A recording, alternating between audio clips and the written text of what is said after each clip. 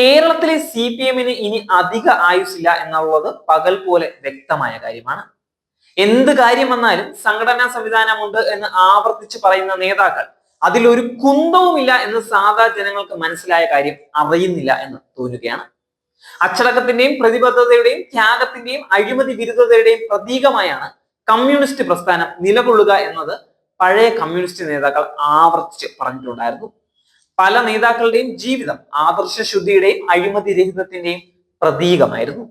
സിംഗപ്പൂരിൽ നടന്ന അന്താരാഷ്ട്ര തൊഴിൽ സമ്മേളനത്തിൽ പാളക്കര കൈലിമുണ്ട് ഉടുത്തെത്തിയ ആർ സുഗതനും സാധാരണ പ്രവർത്തകർക്കിടയിൽ ജീവിച്ച പി കൃഷ്ണപിള്ളയും പാർട്ടിയുടെ വാക്കുകൾ അതേപടി വിഴുങ്ങി ഗർജിക്കുന്ന തോക്കുകളെ നേരിടാൻ അടയ്ക്കാമരം കൊണ്ട് വാരിക്കുന്തം ഉണ്ടാക്കിയ കുന്തക്കാരൻ പത്രോസും സാധാരണക്കാരുടെ പ്രതീകങ്ങളായിരുന്നു.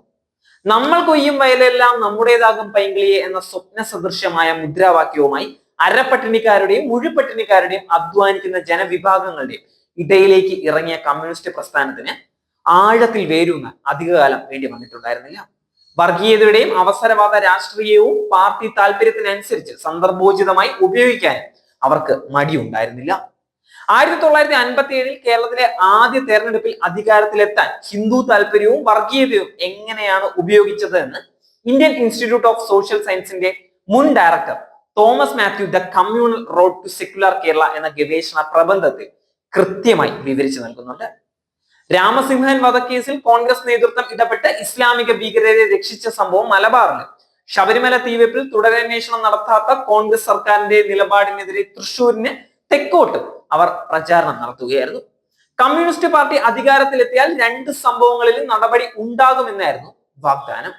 മന്നത്ത് പത്മനാഭന്റെയും ഈഴവ സമുദായത്തിന്റെയും പിന്തുണ അവർ നേടിയിട്ടുണ്ടായിരുന്നെങ്കിലും പിന്നീട് ഒന്നും ചെയ്തില്ല. മാത്രമല്ല മന്നത്തിന്റെ താല്പര്യങ്ങൾക്കെതിരെ നിലപാട് സ്വീകരിക്കുകയായിരുന്നു.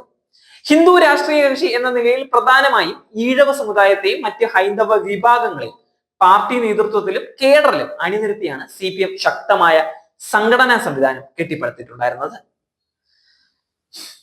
പിണറായി വിജയൻ മുഖ്യമന്ത്രിയായി ചുമതല ഏൽക്കുന്നത് വരെ ഒരു പരിധിവരെ ഈ പാർട്ടി സംവിധാനം ശക്തമായി തന്നെ നിലകൊണ്ടിട്ടുണ്ടായിരുന്നു. ഈഴവ സമുദായമായിരുന്നു പാർട്ടിയുടെ നട്ടെല്ലും പിൻബലവും. പിണറായി അധികാരത്തിലെത്തുകയും പുതിയ മരുമകൻ കുടുംബത്തിലെത്തുകയും ചെയ്തതോടെ CPM-ന്റെ അലകും പിടിയും ഈഴവ സമുദായത്തിൽ നിന്നും ഹിന്ദുക്കളിൽ നിന്നും നഷ്ടമാവുകയായിരുന്നു. കേരളത്തിലുടനീളം ജിഹാദി സംഘടനകളുടെ പ്രവർത്തകർ തന്ത്രപരമായി CPM-ന്റെ എല്ലാ തലത്തിലേക്കും നേതാക്കളായി എത്തി. ഈഴവ പിന്നാക്ക നേതാക്കന്മാരെ പുറകിൽ നിന്ന് കുത്തുകയും അവരെ വ്യാപകമായി ഒഴിവാക്കുകയും ചെയ്യുന്ന സാഹചര്യമുണ്ടായി. പാർട്ടിയുടെ സംഘടനാ സംവിധാനത്തിലും ഭരണതലത്തിലും അഴിമതിക്കാരും സ്വജനപക്ഷപാതികളും ലൈംഗിക ആരോപണ വിധേയരും നിർബാധം വിഹരിക്കുന്ന സാഹചര്യമുണ്ടായി. ലൈംഗിക പീഡന കേസുകളിൽ പാർട്ടിയിൽ നിന്ന് നടപടി ഉണ്ടായില്ല. പകരം തീവ്രത അളർന്ന് കുറ്റവിമുക്തരാക്കുകയും ഉയർന്ന സ്ഥാനമാനങ്ങൾ നൽകുകയും ചെയ്തു. കഴിഞ്ഞ സംസ്ഥാന സമ്മേളനത്തിന് മുമ്പ് നടന്ന എറണാകുളം ജില്ലാ സമ്മേളനത്തിൽ പാർട്ടിയുടെ സംഘടനാ സംവിധാനം പൂർണ്ണമായും ജിഹാദികളുടെ കൈകളിലേക്ക് എത്തി എന്ന ആരോപണവുമായി ജില്ലാ കമ്മിറ്റി അംഗം പരസ്യമായി സമ്മേളനം ബഹിഷ്കരിച്ചിട്ടുണ്ടായിരുന്നു. തിരുവനന്തപുരത്ത് നടന്ന സംസ്ഥാന സമ്മേളനത്തിലും ഈ ആരോപണം ആവർത്തിച്ചെങ്കിലും അത് ഗൗരവമായി കാണാനോ നടപടി എടുക്കാനോ പാർട്ടി സംവിധാനം തയ്യാറായില്ല എന്നതാണ് സത്യം. ഇക്കുറി സംസ്ഥാന സമ്മേളനത്തിന് മുന്നോടിയായി നടക്കുന്ന ബ്രാഞ്ച് ലോക്കൽ ഏരിയ സമ്മേളനങ്ങൾ സംഘർഷത്തിന്റെയും പോരാട്ടത്തിന്റെയും പരസ്യ വേദിയായി മാറിയിരിക്കുകയാണ്. കേരളത്തിലെ ഏതെങ്കിലും ഒരു ജില്ലയിൽ നടക്കുന്ന ഒറ്റപ്പെട്ട സംഭവമല്ല ഇന്ന് CPM വേദിയിലെ സംഘർഷം. കഴിഞ്ഞ ദിവസം കരുനാഗപ്പള്ളിയിലെ പ്രശ്നങ്ങൾ ചർച്ച ചെയ്യാൻ കൊല്ലം ജില്ലാ കമ്മിറ്റി ഓഫീസിലെത്തിയ പാർട്ടി സംസ്ഥാന secretary MV Govindan Karunagappally area committee പിരിച്ചുവിട്ട് 7 അംഗ അഡ്ഹോക് കമ്മിറ്റിയെ ചുമതലപ്പെടുത്തിയിട്ടുണ്ടായിരുന്നു. അതേസമയം ആലപ്പുഴയിൽ നിന്നുള്ള ഏറ്റവും ശ്രദ്ധേയനായ യുവ നേതാവ് ബിപിൻ സി ബാബു BJP അംഗത്വം എടുത്തിട്ടുണ്ട്. കഴിഞ്ഞ കുറെ കാലമായ CPM-ൽ പുകയുന്ന ജിഹാദി സ്വാധീനം തന്നെയാണ് ബിപിനെ പോലെയുള്ള ശ്രദ്ധേയരായ യുവ നേതാക്കളെ ദേശീയ ചിന്താധാരയിലേക്കും BJP-യിലേക്കും ആകർഷിക്കുന്നത്. കേരളത്തിൽ വരാൻ പോകുന്ന രാഷ്ട്രീയ ധ്രുവീകരണത്തിന്റെ സൂചന തന്നെയാണിത്.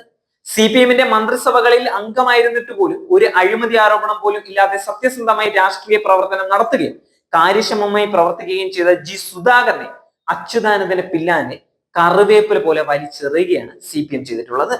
ഇത്തവണ അമ്പലപ്പുഴ ഏരിയ സമ്മേളനത്തിൽ ക്ഷണിതാവായി പോലും അദ്ദേഹത്തെ ഉൾപ്പെടുത്തിയിട്ടുണ്ടായിരുന്നില്ല. മന്ത്രി സജി ചെറിയാന്റെ നേതൃത്വത്തിൽ ജിഹാദി കൂട്ടായ്മയാണ് ആലപ്പുഴയിലെ CPM-നെ ഇപ്പോൾ നയിച്ചുകൊണ്ടിരിക്കുന്നത് എന്ന് ബിപിൻ സി ബാബു വ്യക്തമാക്കിയിട്ടുണ്ടായിരുന്നു.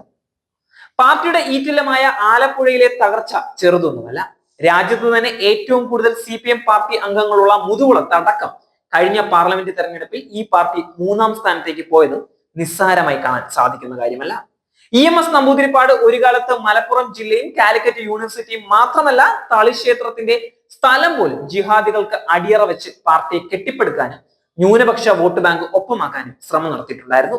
പിന്നീട് EMS തെറ്റ് തിരുത്തുകയും ലീഗ് വർഗീയമാണെന്ന് തുറന്നടിക്കുകയും ചെയ്തിട്ടുണ്ടായിരുന്നു. EMS തിരുത്തിയ തെറ്റാണ് ഇന്ന് പിണറായി ചെയ്തുകൊണ്ടിരിക്കുന്നത്. പാർട്ടി സംവിധാനം മാത്രമല്ല, പാർട്ടിയുടെ അലകും പിടിയും പോലും ജിഹാദികളുടെ കൈകളിലേക്ക് എത്തും വിധം പാർട്ടി സംവിധാനത്തെ തകർത്തെറിഞ്ഞതിന് പിന്നിൽ പിണറായി വിജയന്റെ രക്തപങ്കിലമായ കൈകളുണ്ട്. ത്രിപുരയിലെയും ബംഗാളിലെയും പോലെ വളരെ ചുരുങ്ങിയ കാലത്തിനുള്ളിൽ ചരിത്രത്തിന്റെ മ്യൂസിയത്തിലേക്ക് CPM ഒരു മെഴുകു പ്രതിമയായി എത്തും എന്നുള്ള കാര്യത്തിൽ ഒരു സംശയവുമില്ല.